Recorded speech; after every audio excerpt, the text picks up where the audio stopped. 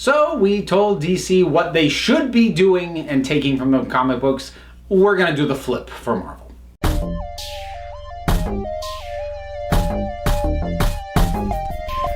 So a little while back, I had Ryan and Paul, who isn't here, on to talk about stories, characters, concepts from DC Comics that the DC movies should be adapting. I thought about doing something similar to Marvel, except we all kind of feel that Marvel is, so far, doing pretty solid with their stuff. They don't need our advice. So instead we're going to tell them the stuff that they should not be putting in their movies. We both have some things. I think I mostly am coming at this with concepts that I don't want them to bring in. I think you're coming at it with more characters. Mostly. I got a few bigger concepts, nothing specific story-based, but kind of ideas. And most of the idea ones have been more recent revelations than not. Yeah. But a lot of characters that I think they should maybe not. We'll get. Okay. Well, some of my things kind of feed into each other, so why don't I kick us off? Okay. The first thing, I'm going to lump two things together. Please do not introduce clones or life model decoys. Neither of these things should be in there. Clones should be for the obvious reason, because it's confusing and pointless and doesn't add anything, and it becomes an easy way to cheat out of death, which is the same reason that you shouldn't have the life model decoys, which is it is a lame, cheap way out of death. And Marvel already has a problem with fake out deaths for characters, which somebody needs to die in Infinity War. I'm not saying who.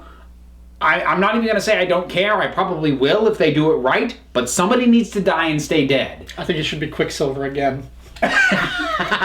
They should clone him and then kill him. Bring his body back and just shoot it more. But my point is, they've already got this as a problem. The last thing they need is another way to skip out and cheat out and avoid having to actually have death and have consequences. Because clones are something that are iffy in general, I personally feel. And I think if you open the door to clones, then you've basically signaled to Sony that they can do the clone saga, and dear God help us all. I was actually hoping that that's what Spider-Man Homecoming 2 would be. Oh, God. But I've always hated the life model decoys. Are they in Agents of S.H.I.E.L.D.? Yes. Okay. Now, people will bring this up because they have been, and some of them, they're like, oh, but they already introduced this in Agents of S.H.I.E.L.D. I don't care, because the TV shows and the movies do not meaningfully cross over, and they won't until either Kevin Feige or Ike Perlmutter is out of their positions. Right. Those two men will not work together. So anything that happens in Agents of S.H.I.E.L.D. does not set a precedent for what they will actually do in the movies. So yes, life model decoys were introduced there. Doesn't matter, doesn't count. I'm pretty sure one of the other things I'm going to bring up was technically already introduced into Agents of S.H.I.E.L.D., but it doesn't matter. We're talking about the movies specifically. Okay. But I've always hated this concept. This idea that there's something that is so amazingly, convincingly human, but it just exists so we can kill it and make characters seem like they're dead. Like, to the point that they killed Nick Fury one time, and like went out of their way to be like, no, this is not a life model decoy. He's really dead. And then later decide to retcon it by, no, it was an even more advanced life model decoy than we'd had before. I hate those things. I hate them so much. I actually like the idea of the life model decoy when it's just specific to Nick Fury, when he's like the only one who gets that. And it's like his answer to getting out of anything, his get out of death free card, and his answer to immortality. It's just always got these endless life model decoys. But for the purposes of the movie, or the movie universe, I agree. They serve no purpose. They confuse the issues of death and things like that. And especially when the movies, despite the fact that they've been around for 10 years now, and we're going to be seeing the 20th movie in this series 5 months from now, these are still a finite sort of encapsulated universe. We're not talking about a 60 or 70 year continuity. So I agree. I would not get life model decoys or clones or any way of bringing dead characters back.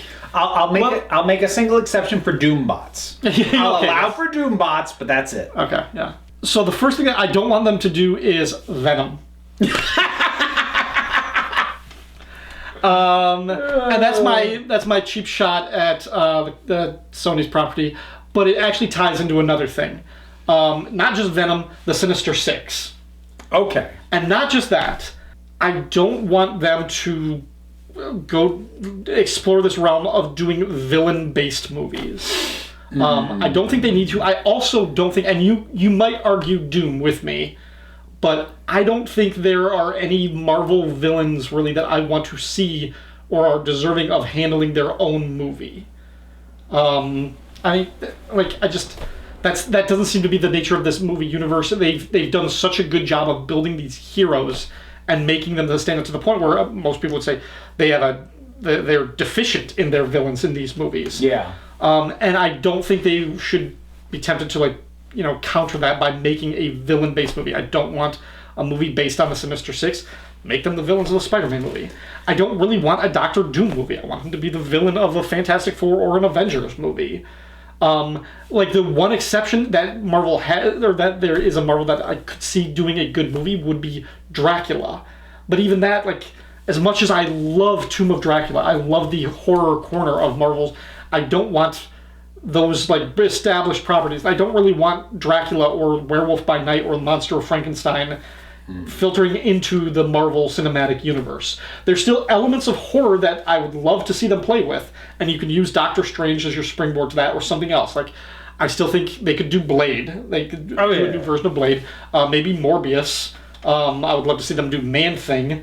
But I don't want them to kill, because now you got to say, if you actually bring in somebody like a Dracula, then you're like, so is he the Dracula of legend now? Because we're supposed to be in this more grounded reality. I think that kind of is more. So, but that's a sub-tangent of this own thing, is I don't want them to make, unless you can think of something else, I don't want them to make a movie, basically a villain origin movie or a villain spotlight movie.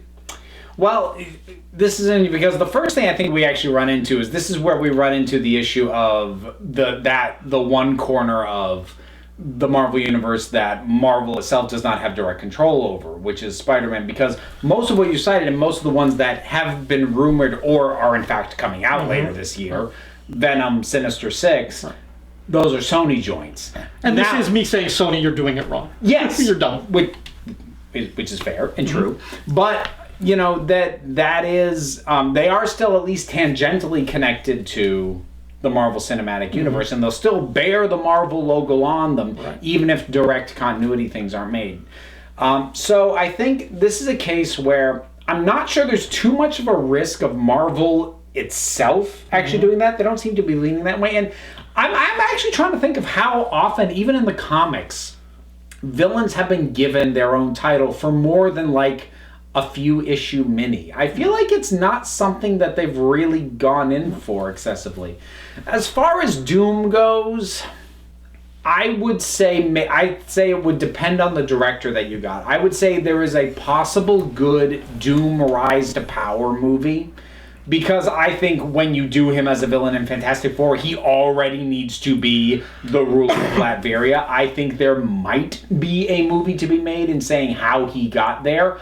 However, it would also not be necessary. He doesn't need that either. So that's me saying you could do it, but I'll grant it's still probably a better idea to not. I think it would be a tempting shortcut to make him the next Thanos, instead of seeding him in 3 or 5 different movies as a villain or as a cameo, in those different movies building up to that point. If they just want to say, at the end of Phase 4, Doctor Doom is going to be this level of threat or something like that, and they wanted to get who he is across quicker, I can see them being tempted to do a Doom solo movie. And it might be good, but I would rather them not.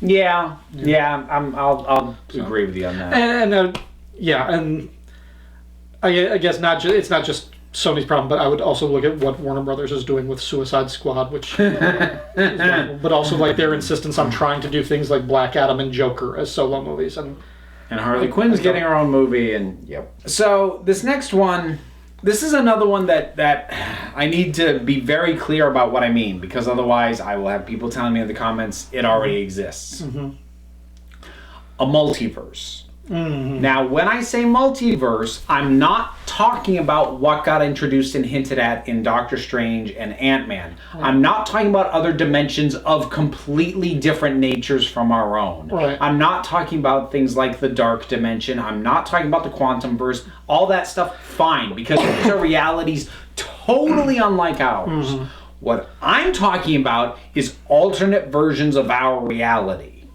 I'm talking about a different world where some good guys are bad guys, some bad guys are good guys. I'm talking about, the world that's on a different timeline where, maybe it's like the 2099 universe is technically a multiverse story because otherwise they have to explain exactly how things got there. Like that kind of cowboy universe where everybody's a cowboy. The cowboy universe, the what is it? The 1642 universe. All these different things that they've had in Marvel over the years. And that's not me saying that these things are bad because some of them have been quite enjoyable. But the movies do not. There is so little to be gained and so much confusion to layer in it. I mean, you want to know how confusing multiverse stories is? How many times has DC blown up and then rebuilt its multiverse over and over and over again? Marvel has never had to because they kind of do their alternate versions like as a lark once or twice. They don't keep going back. They don't actually integrate them excessively. Whereas DC, just in the comics, has done that repeatedly and has to keep getting rid of the multiverse and then get bored and bring it back and then get rid of it again. And it's messy. There is so little to be gained and so much to lose in terms of audience cohesion. For clarification, how do you feel about time travel stories that might kind of have break the timeline, creating a sort of an alternate reality or an alternate future? All right, let's lump this in because I had time travel as a separate thing that they should not be doing. Let's roll it all together. I don't want them to do time travel either for basically the same reason. Okay. And look, here's the main reason that I don't want them to do either of these things. It's when you start integrating those things into a universe as expansive as they've already made, but is still limited in many ways by, these actors are going to age out of these parts, et cetera, et cetera. I want them to keep the story moving forward for as long as possible. Okay. When you're publishing the comic books, you can do the kind of navel-gazing, continuity-focused, let's sort of play with our own history and alternate thing kind of stuff because you have plenty of time to undo, reset, retcon, etc. The movies, we are on borrowed time because these actors can't play these roles forever. So I don't want the movies to devolve into what if it had been different? No, just tell me a new story. Don't tell me an alternate, time-altered version of a story you already told me, or a version where the Avengers were founded by a different character than where like Hydra founded the Avengers. Like, I don't know. Move the story forward because I like these characters and I want to see what's next for them, not a weird scrambled alternate version of what already happened. Okay. I had a reason for asking that specific question. I don't want to explain why I did because I'm worried that it'll spoil something. It's like spoil something you're going to talk about a little later? Or No. Okay, look, you can't just... I'll just say that ties into rumors, all pure rumors, unfounded, but rumors that I've heard about Avengers 4. Well, I've heard enough fan theory about how the Infinity Gauntlet is going to break reality, this, that, or the other, which I won't be shocked if they do, but I really don't want them to. I don't want them to go there. We'll find out next year. Okay, well, since you sort of brought up one of those things that actually was going to lead to something, the whole idea of like a different founding or changing the timeline, few recent developments in the comics that I really don't like. One of them should come as a surprise to nobody who has been following the comics, but the recent revelation or the storyline where the Red Skull used the Cosmic Cube to basically change history and make it so that Steve Rogers was adopted by Hydra when he was a kid. Yeah. And that they basically made him a Hydra agent his entire life. And throughout the entirety of Marvel history, he has secretly been an agent of Hydra, which was based on the Nazis. So Captain America, functionally a Nazi. Marvel thought this would be a great story arc. At a time when, because of the movies and because of Chris Evans' portrayal, and just who the guy is in person, and when you follow him on social media, it's like, he's more popular than ever. Let's give all the middle fingers in the universe to that, whatever legacy we got there, and just one of those ideas that's like, at best, this is an interesting one issue of What If, but to make it like this event that you build up to for a year and a half, it's an offensive story idea, and to see it the way they executed it, to make Captain America an agent of Hydra, this Nazi awful monster. Yeah, I never read those stories, so I have no idea how the execution was. My read on the real way that Marvel mishandled that whole story and the lead up to it was not so much the idea in and of itself, which is not a great idea, but honestly, I don't think they would have had to deal with as much crap if they hadn't kept insisting over and over and over again, no, we mean it. Right. No, this is the story. When, I mean, ultimately it turned out, no, it's not the real history, because Red Skull used the cosmic cube, which is the kind of crap everyone was speculating in the beginning. Right. But Marvel insisting, no, we're serious, this is the real true history of Captain America, that was where they really misstepped, because that means one of two things. Either they think we're stupid, and that they think we're gullible, and that we're not going to call them BS, and that we know they're going to retcon it, or they really mean it, and they are completely tone deaf. The instant they started insisting on that was a huge misstep. I also think they were completely blindsided by how the amount of hatred and backlash that it came at them, because the writer and one of the editors, I don't think the editor-in-chief, but one of the senior editors involved in it, they got really belligerent with the fan base online and like started attacking people and calling them out. And it was like, it was the editor. He became the face of the whole debacle. Yeah. Stupid. Don't do that. Yeah. In the movies. Something else sort of related to that. It actually happened before that. With the actors having contracts that will expire soon, presumably Avengers 4 will be the last movie with Chris Evans playing Captain America, one way or another. He could choose to re-up his contract. He could stick around. I don't know. But as much as he is the defining Captain America, I don't like the idea of an Avengers team without Captain America. It feels somewhat less legitimate, like having a Justice League without Superman or Batman. Steve Rogers has been replaced several times in the recent comics, and most recently he was replaced by the Falcon. Yeah. I don't like that. And it's not because I'm racist. I am very racist, but that has nothing to do with it. Oh, people who don't look like me. Ugh.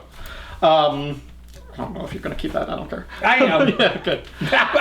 So maybe that to be taken out of context and be... I would just use that as a bumper. You use that for when you run for office. There you go. No, it's the reason I didn't like Falcon becoming Captain America was because I really like Falcon as his own character. And he's not a sidekick like Robin or Kid Flash stepping in to fill his partner's shoes. He was, or his mentor's shoes. He was Cap's partner. The Falcon was a separate identity, and it felt like they were like, oh, we're giving you a promotion. It's like, he didn't need that. Bucky, I think, is the logical extension. If you're going to kill off Steve Rogers, if you have somebody fill those shoes, it should be Bucky, because he was the sidekick, he was the best friend, and it's a compelling story because for everything and all of the ways that Steve Rogers represents America at its best, Bucky represents an America that has to own the fact that it's done some bad things, and it needs to atone. It's got a lot of skeletons in its closet, and I think that is a more compelling story of having a Bucky feel the weight of this and having to redeem what he has done. So if you need to... all this is to say that if you're going to kill off Captain America and have somebody else step up and carry the shield, don't be Sam Wilson the Falcon. I love that you snuck in something that they should do in this conversation about things that they shouldn't do. All right. We are dumb, but we are not so dumb. So, this next one, some people who saw our previous discussion might know this one's coming. Marvel Zombies Oh, I did have this on my list, but I knew you were going to do it. Oh, Actually, I was surprised that you didn't bring this up when you got to the parallel dimensions or the multiverse. well, oh boy. It needs to be a separate conversation because my issues with Marvel Zombies and the concept of doing Marvel Zombies as movies goes way beyond the fact that it would be an alternate dimension thing. Mm-hmm. In and of itself, I have problems with this. Now, let me be clear about something else first. I don't have anything against the Marvel Zombies property. I never got into it, but I know a lot of people love it, and that is fine. It is a perfectly fine thing. I'm not saying that it should not have existed in the first place. Mm-hmm. I am going to say that it should never, ever, ever, ever, ever be translated to film for a number of reasons. First of all, if you ever did, you would have to do it full gore, R-rated. Otherwise, what's the point? Right.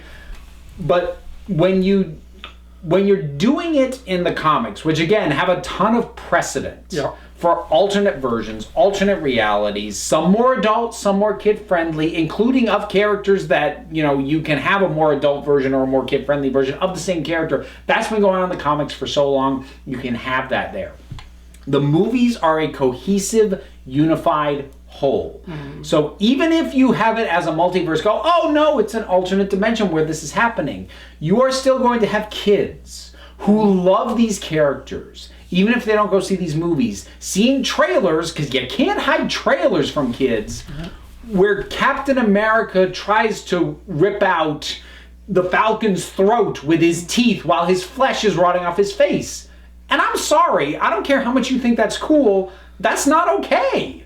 It is not okay to put that on film in a world where we have made these heroes be heroes that the entire family can come and enjoy. And this is not me saying that Marvel can never make R-rated movies. They can, but make them with characters who are already R-rated characters. Venom, it'll probably suck, but you can do him as an R-rated character. That works from the ground up. If you want to do him that way, that's fine. Right. But having Spider-Man get his guts ripped out... Right. That doesn't work. And before anyone quotes Logan at me, Logan is different because Logan was a character who you always knew was being held back by the PG-13 rating in the first place. So moving him to an R rating was a natural progression and a swan song for him. These other characters that dominate the iconography of Marvel Zombies, Zombie Cap, Zombie Fantastic Four, Zombie Spider-Man, all the... No. These should not be thrown up on posters, in trailers, on film, dripping viscera and blood and gore from their faces. Yeah. This should not ever happen. No, I agree. And I maybe I sound prudish by this, but I honestly thought there were parts of Logan that felt gratuitous. Because I remember watching that movie and thinking, as much as I liked it, I think I would have liked it to be PG-13. Now I'm sure I'm in the minority in that I might be the only person who actually felt that way, and fine. But no, I completely agree with you. And I did read the original Marvel Zombies series and felt that it was funny at times, also a little bit maybe mean-spirited. That's sort of the other thing. I know it's supposed to be funny, but it's a brand of humor I just don't enjoy. No, I don't either. And it was by Robert Kirkman, who created The Walking Dead, so I understand the crossover, but I'm not a fan really of his writing. I'm not a fan of The Walking Dead.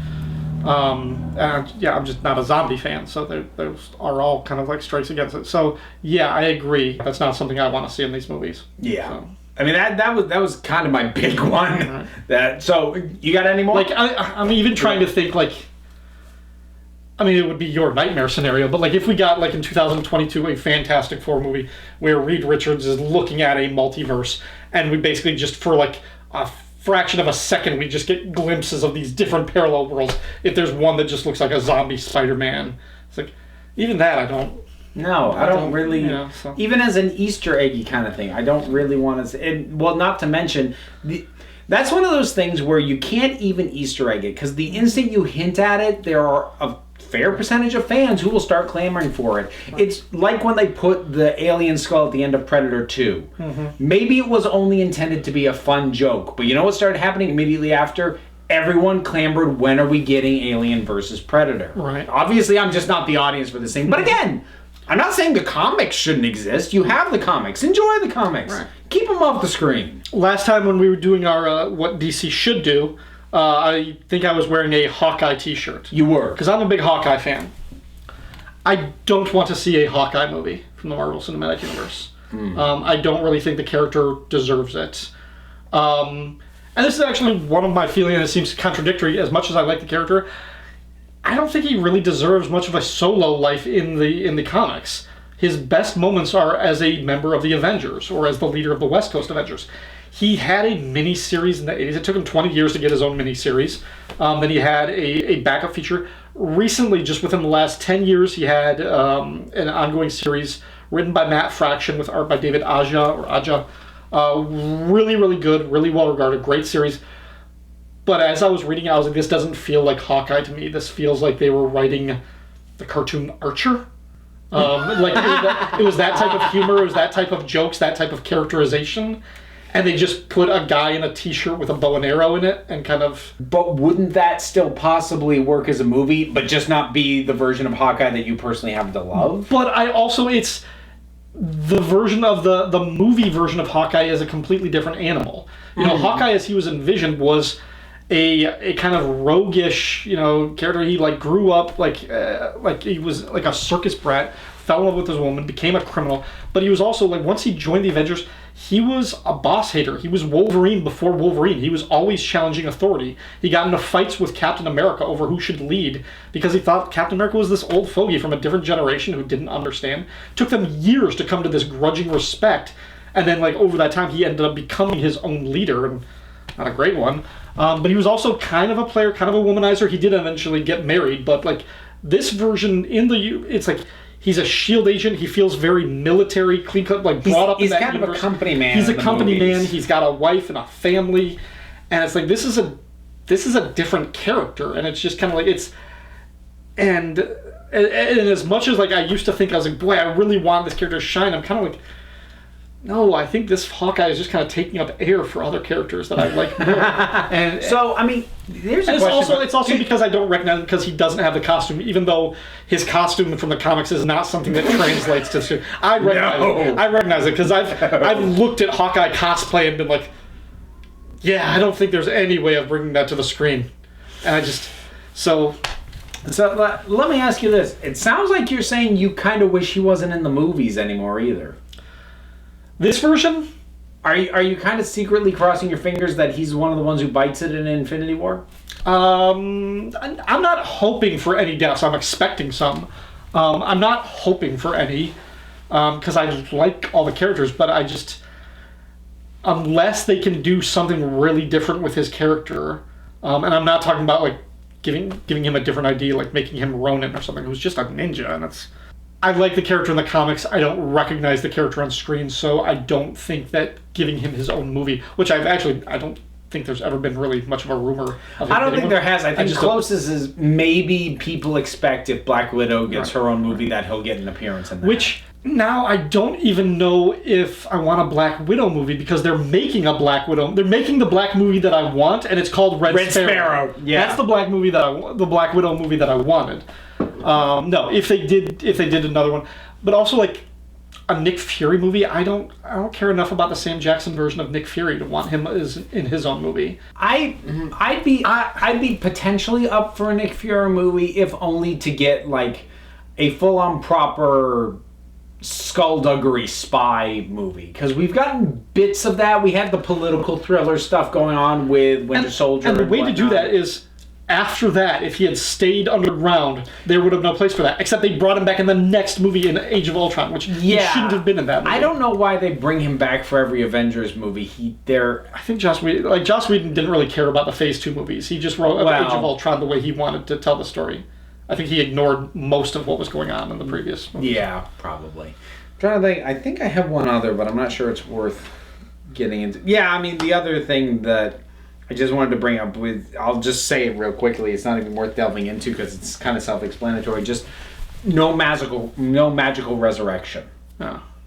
I don't want it. Anyone who dies in Infinity War, I don't want their deaths undone with the gauntlet or the reality gem or whichever gem would allow them to alter the events so that they bring them back. Just no. Right. The fake out deaths are already old, but I mean that I do make a distinction between a fake out death and a magical resurrection. The fake out deaths they've had, those are already tired. Right. They need to stop. But magical resurrection, oh, they are really dead. Don't worry! Now they're fine. No. Which characters have actually died and so far stayed dead? In the films? Yeah. I'm assuming you mean aside from villains. Right. Quicksilver? Yeah.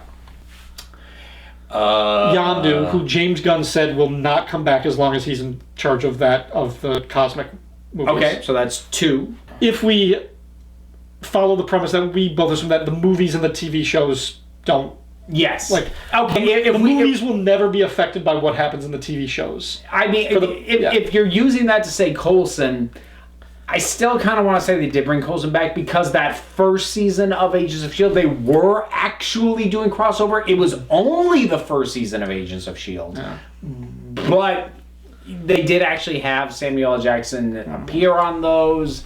And, I mean, he'll never show up in the movies again. Right. But Coulson. Coulson. Right. So I don't even want to give them him, although I suppose, depending on how you wanted to find it, even by the rules that I myself laid out, okay, maybe Coulson, so let's say 2.5. We've had 2.5 permanent hero deaths. One is of an anti-hero. Yeah. And these characters just don't die. We've had fake out deaths for Nick Fury. We've had repeated fake out deaths for Loki. And I like most of these characters. I don't want to see them die, but I don't either. But don't jerk me around. Right. Don't pretend they're dead when you're not going to kill them. Right. The only other sort of bigger kind of question I would bring up, relating to once assuming everything goes fine with the Fox acquisition, and assuming Marvel Studios does get the rights to play with X-Men and Fantastic Four. Yep. X-Men specifically. Are there particular don'ts that you want from that world or from that sphere? Because I was kind of thinking, looking at some of the movies that we've already seen, should Marvel Studios try and do a Dark Phoenix saga? No, not for a while, because the X-Men Dark Phoenix movie is still going to come out and it's going to be terrible. And it's going to be their second attempt at doing the Phoenix story. So I'm not making a blanket statement of Marvel shouldn't do Dark Phoenix. I'm going to say the well's been poisoned twice now. They need to leave it alone. I think my big don't with Marvel taking over X-Men, and I had a whole separate video on this, is don't try and integrate the existing characters' continuity at all. And I know that Hugh Jackman actually said he'd be willing to come back and do this again. They're not going to. Marvel Studios wouldn't do it. No, well, they wouldn't, because if they're going to bring in Wolverine, they're going to want a Wolverine they can have for 10 movies. Right. Hugh Jackman would come in for 1, maybe 2. And again, this feeds into the multiverse thing. Don't go these X-Men were in a different universe, and don't do that. Right. So that's my big thing. However they choose to introduce the X-Men and introduce mutants, it has to be done fresh. It has to basically ignore, at least narratively, ignore everything Fox did. Maybe have an eye on what worked and what didn't. Watch so that you're not repeating the same things, both positive and negative. Because even if you do something right, if it was one of the things Fox already did right, maybe don't do that right away. Which is actually why I say, when they start introducing the X-Men, Wolverine needs to be down the line. He should not be part of the initial group of X-Men that they are pushing. I think they need to start with characters who either weren't in the movies at all, or were background characters and feel like they never got their proper due. I think their initial starting core of X-Men characters should be made up of people like Storm, Beast, Nightcrawler, Colossus, Kitty, Shadowcat. Yeah. Those should be the characters put front and center. Wolverine, Jean, Cyclops, Magneto, these folks need to be put on the back burner. Yeah, that was one of my points too. When I was thinking about the question, I was thinking, I don't want the movie to be about Xavier. I don't want all of the X-Men movies to be about Xavier's philosophy versus Magneto's philosophy, and that whole and the second generation with this Wolverine and Mystique thing. I don't want those dynamics. Those characters have been done. They had 10 movies and they only based them on 4 characters. Yeah, and I say that as a shame because that was a really good dynamic that they built, particularly between Professor X and Magneto. But it was done to death. Right. And I actually want to see Magneto introduced again. I did a whole separate video talking about how I think they should introduce him into this universe. But I say that while acknowledging they should still stick him in the back for a while and initially start out with somebody else as far as their primary antagonist for the X-Men to be having to deal with. Start with the Hellfire Club. Not necessarily Sebastian Shaw, but as an entity, start there. A proto version of the Sentinels that aren't like huge because the government hasn't upped it to that level yet, but they've got like smaller kind of like hunter killers. The Morlocks, I've always liked the idea of the Morlocks. I don't think that's one that you start with. That's one they never really did in the movies at all. The one character that I was kind of thinking that could cross over from the Fox version to this would be Deadpool. Well, however, because of this, because he's fourth wall breaking, right. So he could actually point out, it's like what? It's like everything looks different. What is this? What continuity am I in? Yeah. What the hell happened? Weren't you played by a different actor last night? Something like that. That joke before. Deadpool is basically allowed to be the exception to everything. But the thing is, like, the more you look into like the Disney and Fox deal, which is not finalized, that thing might take another year or 2 just to get through all of the legal and corporate entity like transfer everything. Like they have to go through a ton of like red tape and like paperwork and everything to finalize the thing.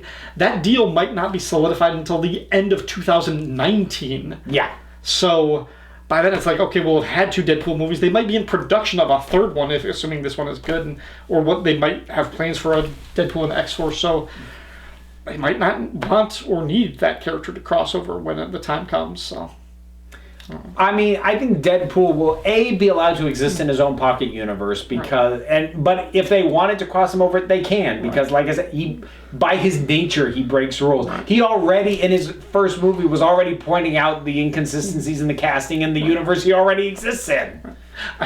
I remember seeing like some other commenters when the Disney Fox deal was like official, like that it was sort of approved. They're like, oh yeah, we're gonna see the Fantastic Four and the X-Men in Avengers 4. That's gonna be the big thing. It's like I remember seeing that. I'm like, do you people not understand how time works? Right. They already shot Avengers 4. That was so weird. Like, and people saying like that Galactus was gonna show up and something. I'm like, no, he's not. People are weird and don't understand time. Because you opened the door for X-Men coming in, I am now going to push back on you for the No Villains movies. Because I would say there is good mileage to be gotten out of a Brotherhood of Mutants origin movie. With the rise of them paralleling something like the rise of the Black Panther Party. And their agenda being this militarized force pushing for almost a domestic terrorist group, or so like a political party that turns radical violent, showing what pushed these people to the degree that they get pushed. I think you could get a movie out of that. I would almost rather see that angle and that interpretation used just for the X-Men. Because actually radicalize the X-Men themselves? Yeah, because it gives further credence for why they don't get along with the Avengers and why the mainstream Marvel heroes and the so-called good guys had reasons to fear and hate them. Okay, fair enough. So I think that'll about wrap it up. Yeah, I'm done.